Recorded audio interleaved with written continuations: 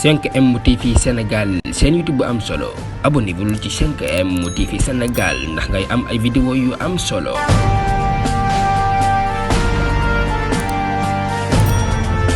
mbokk yi siifur 5M TV Sénégal dal leen ak jàmm ci xibaar président Sonko daan na yemale ki nga xam ne moo di maître El Hadji Diouf mi nga xam ne daal moo ànd ak Adji Sarr ginnaaw bi nga xamee ne rek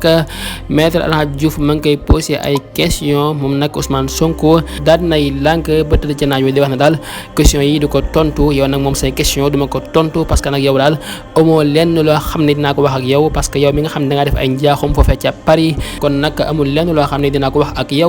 ginnaaw bi nga xamee ne rek maître El Hadji Diouf defoon na fa njaaxum bu rëy fa fecc ca Paris mu di agression sexuelle boo xam ne defoon na ko fa nag loolee nag tax Ousmane Sonko di ko fàttali di ko wax ne daal yow mi daal amul lenn loo xam ne dina ko wax ak yow mi nga xam ne dangaa def ab njaaxum bu rëy fa fecc ca Paris nag ñëw fii daal dañu laaj ay question yow moom amul lenn loo xam ne dinaa ko tontu sa question jamono yi daal ma ngi koy yemale place am di ko wax ne daal yow daal toog ko moo la war jamono yi daal amul lenn loo xam ne naa ko wax ak yow mi nga xam ne daal dangaa def njaaxum ñëw fii di wax say wax jamono yi daal mën ngaa toog sa place loolu la ko Ousmane Sonko xamal moom mi di maître El Hadji Diouf mi nga xam ne daal mi ngi ànd ak ki nga xam ne moo di Adji Sarr jamono ji nag foofee ca tribunal bu Dakar ma ngay tàng jër ci diggante Adji Sarr Ousmane Sonko mi nga xam ne moom la Sénégalais yi di xaar jamono ji ba xam fan la wànneen di mujj ak i gëtam wala kon mbokk yi jox leen dig daje beneen incha allah ci 5M TV Sénégal jaa ngeen jëf ci ànd beeg 5M TV Sénégal.